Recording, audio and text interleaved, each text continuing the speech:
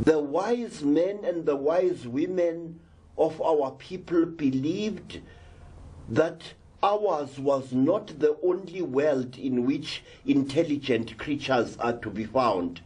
Ours was not the only world in which the song of life is heard. The wise men with the grey beards and the wise women with the grey hair used to say this, and I heard them again and again in my long journey of initiation. It is an insult to believe that God, the great planter of life, only planted life upon this, our shabby little world. No, there are other worlds besides ours. There are other worlds beside our Mother Earth, upon which life exists. The Africans even went on to describe 14 of these worlds. And these worlds are very amazing and amusing in the way they are described. It is said that most of these worlds do not have oceans as our earth has got. Some have got huge freshwater lakes which are as big as seas, but no oceans. It is said that only 2 worlds are covered with salt water. The first one is the world of the normal, which dances around the star which white people call Sirius.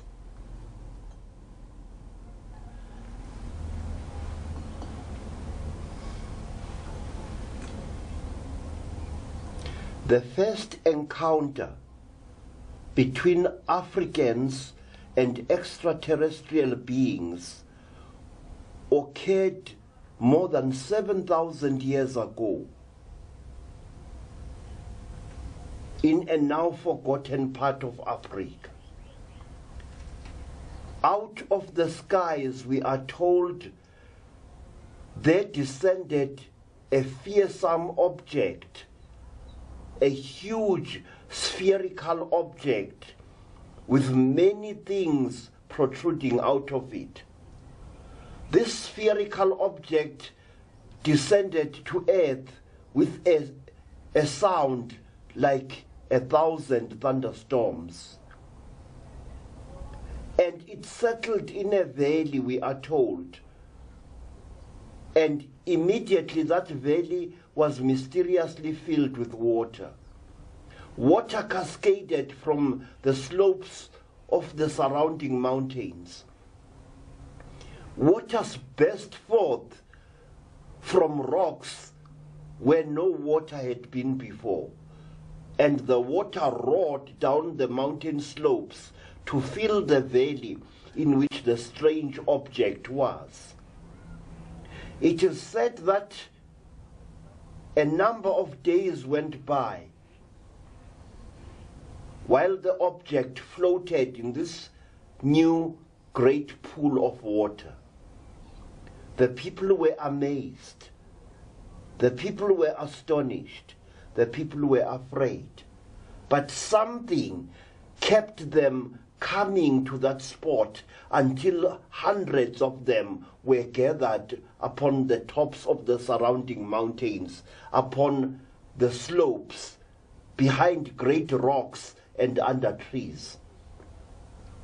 It is said that a door opened in this strange metallic sphere, and out of the sphere there came a long line of strange creatures that walked like human beings, creatures that had webbed feet and webbed hands, creatures that had the faces of fishes but the bodies of human beings. It is said that these creatures walked down the gangplank very painfully. Each one of them was carrying a stick at whose top a light shone. Green lights, yellow lights, red lights, and violet lights.